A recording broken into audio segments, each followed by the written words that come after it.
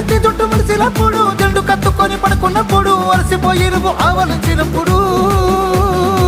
వచ్చుండై feelings